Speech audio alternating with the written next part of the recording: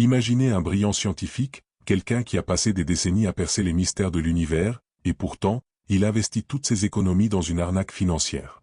Ou pensez à un ami très perspicace qui sait lire les gens sans effort, pourtant, il reste piégé dans une relation toxique, convaincu que cette fois sera différente. Comment des personnes intelligentes peuvent-elles prendre de si mauvaises décisions? La réponse se trouve dans les défauts cachés de notre propre esprit. Notre cerveau a évolué pour nous maintenir en vie, pas pour nous aider à prospérer. Bien que ce câblage de survie ait bien servi nos ancêtres, il nous conduit maintenant dans des pièges mentaux qui déforment la réalité, souvent à notre insu. Avec le temps, ces angles morts cognitifs sabotent nos objectifs, nos relations et notre potentiel inexploité.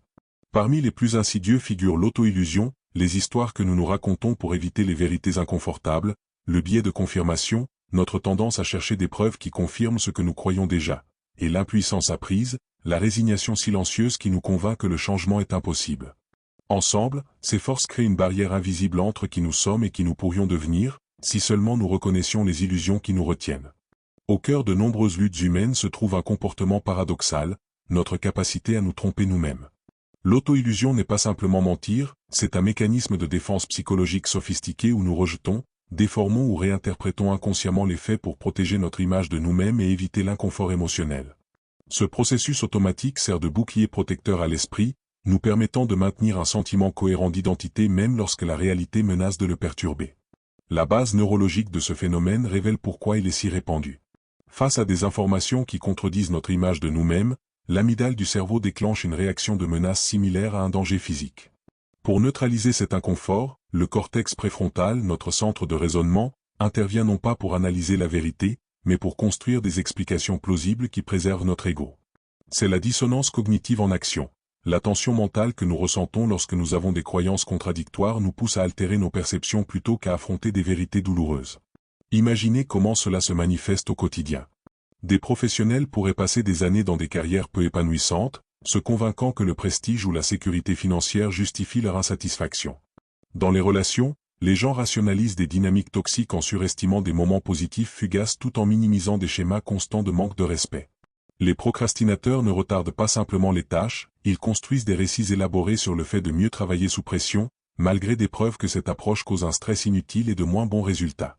Même dans l'échec, l'auto-illusion se manifeste lorsque nous attribuons les revers exclusivement à des facteurs externes, protégeant notre estime de nous-mêmes mais renonçant à des leçons précieuses.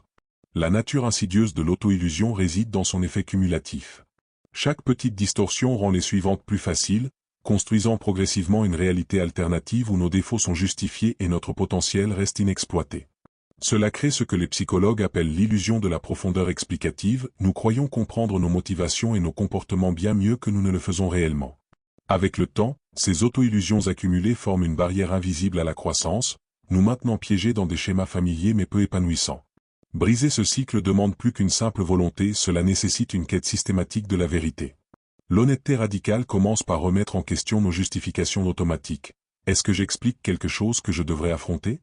Tenir un journal est un outil puissant, créant un espace entre nos pensées et nous permettant de repérer des incohérences dans nos récits personnels. Des techniques de réflexion structurée comme la méthode des 5 pourquoi peuvent aider à retracer les explications superficielles jusqu'à leur cause profonde.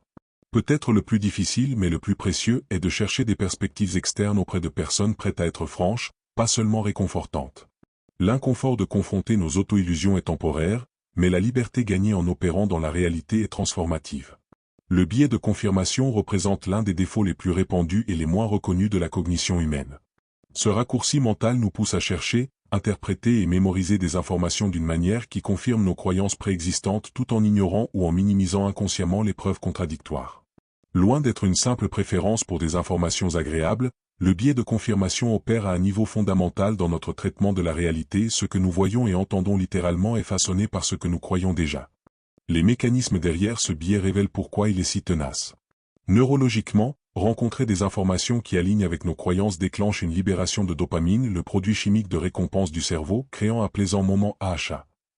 À l'inverse, des informations contradictoires activent le cortex singulaire antérieur, le moniteur de conflit du cerveau, générant un inconfort mental. Notre tendance naturelle est de poursuivre la dopamine et d'éviter l'inconfort, créant un cycle auto-renforçant de perception sélective. Cela explique pourquoi des partisans politiques peuvent regarder le même débat et chacun repartir convaincu que son candidat a gagné, ou pourquoi deux collègues peuvent examiner des données de performance identiques et tirer des conclusions complètement opposées. La technologie moderne a amplifié ces tendances naturelles à des niveaux dangereux. Les algorithmes des réseaux sociaux créent des chambres d'écho qui nous nourrissent continuellement de points de vue confirmants tout en filtrant les dissensions. Les flux d'actualité personnalisés assurent que nous sommes rarement challengés par des perspectives opposées. Même dans les milieux professionnels, de nombreuses organisations créent inconsciemment des cultures où les opinions dissidentes sont découragées par des signaux sociaux subtils plutôt que par des interdictions explicites. Le résultat est ce que le psychologue Jonathan Haidt appelle l'épistémologie tribale, où la vérité est déterminée non pas par des preuves mais par une affiliation de groupe. Les coups d'un biais de confirmation non contrôlé sont stupéfiants à la fois sur le plan personnel et sociétal.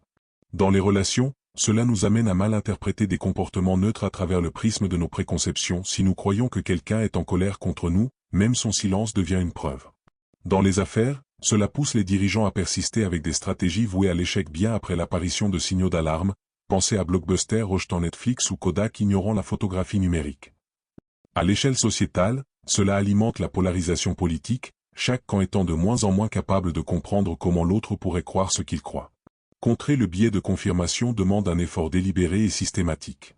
La première étape est de développer ce que le psychologue Adam Grant appelle l'humilité confiante, des convictions fortes tenues avec souplesse. Des stratégies pratiques incluent la recherche active de sources crédibles qui challengent nos opinions, ce que l'entrepreneur Ray Dalio appelle le désaccord réfléchi, jouer l'avocat du diable avec nos propres positions, et adopter la pensée bayésienne, mettre à jour continuellement nos croyances proportionnellement aux preuves. Peut-être la plus puissante est la pratique de l'analyse pré-mortem. Avant de finaliser une décision, imaginez qu'elle a échoué spectaculairement et réfléchir à ce qui aurait pu causer cet échec. Ces techniques n'éliminent pas le biais de confirmation, c'est probablement impossible, mais elles peuvent aider à atténuer ses effets les plus dommageables.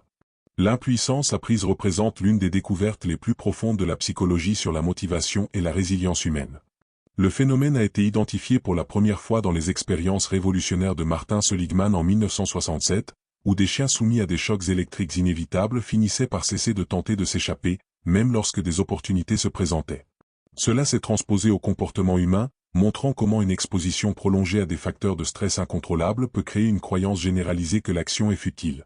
Un état mental qui persiste même lorsque les circonstances changent.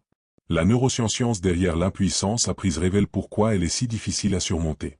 Le stress chronique et la perception d'un manque de contrôle entraînent des changements mesurables dans la structure et le fonctionnement du cerveau.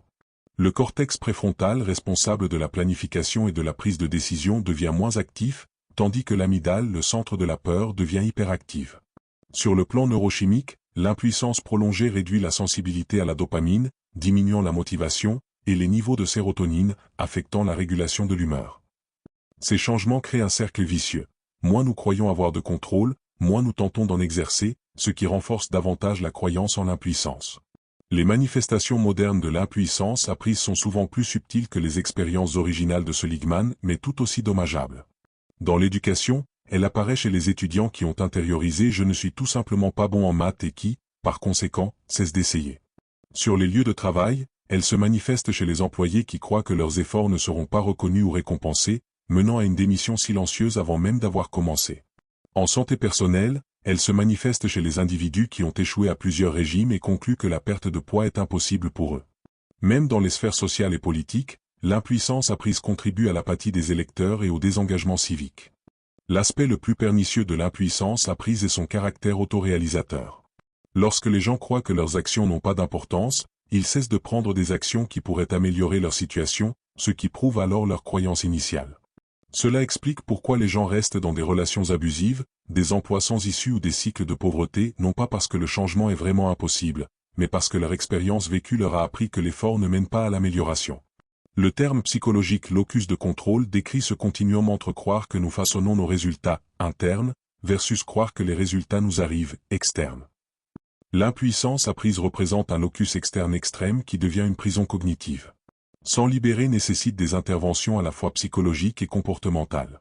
Les techniques de restructuration cognitive de la thérapie cognitivo-comportementale aident les individus à identifier et à contester les récits d'impuissance. Je n'ai aucun contrôle devient quelle petite partie de cela puis-je influencer. L'activation comportementale commence par de petites actions réalisables pour reconstruire le lien entre l'effort et le résultat. La reconception environnementale supprime les barrières inutiles au succès. Quelqu'un essayant de faire plus d'exercice pourrait dormir en tenue de sport pour réduire les frictions matinales. Peut-être le plus important, cultiver un état d'esprit de croissance, la croyance que les capacités peuvent être développées par l'effort crée une immunité psychologique contre l'impuissance. Le voyage de l'impuissance à l'agentivité ne consiste pas à réaliser des transformations spectaculaires du jour au lendemain. Il s'agit de collecter systématiquement des preuves contre la croyance en l'impuissance à travers de petites victoires. Chaque succès mineur, accomplir une tâche gérable, résoudre un petit problème, sert de contre-preuve au récit rien de ce que je fais n'a d'importance. Avec le temps, celles-ci s'accumulent pour réécrire nos attentes subconscientes concernant le contrôle et l'efficacité. Comme le montre la recherche du psychologue Albert Bandura sur l'auto-efficacité, la croyance en notre capacité à influencer les résultats peut être le prédicteur le plus important de savoir si nous persisterons face aux défis ou succomberons à l'impuissance. Notre esprit est remarquable, mais il n'est pas infaillible. Tout au long de cette exploration, nous avons découvert 3 grandes erreurs de pensée qui façonnent silencieusement nos décisions, nos relations et nos vies. L'auto-illusion, les mensonges que nous nous racontons pour éviter l'inconfort, le biais de confirmation, notre tendance à ne voir que ce qui correspond à nos croyances, et l'impuissance apprise, la résignation qui nous convainc que l'effort est futile. Ces pièges cognitifs n'ont pas évolué pour nous saboter, ils sont apparus comme des raccourcis pour la survie. Mais dans un monde bien plus complexe que celui pour lequel notre cerveau a été conçu, ils nous égarent souvent. La première étape pour s'en libérer est simple mais profonde, la prise de conscience. Juste nommer ces biais affaiblit leur emprise. Lorsque vous remarquez que vous rationalisez une mauvaise habitude, rejetez des preuves qui contredisent vos croyances ou supposez que vous êtes impuissant dans une situation difficile, faites une pause. Reconnaissez que ce ne sont pas des vérités mais des astuces de l'esprit, un programme ancien qui dysfonctionne dans le monde moderne. Ce moment de conscience crée un choix. Allez-vous suivre la pensée automatique ou la contester?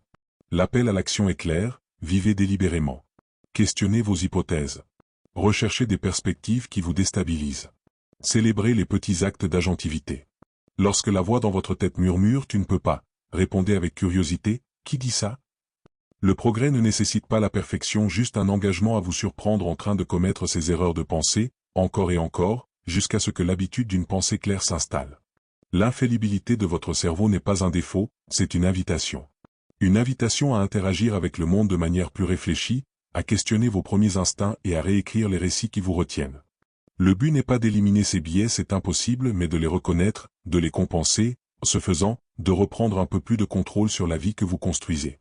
Après tout, les plus grands penseurs, innovateurs et artisans du changement ne sont pas ceux qui ont un esprit parfait, mais ceux qui ont appris à surpasser leurs propres limites. Vous le pouvez aussi.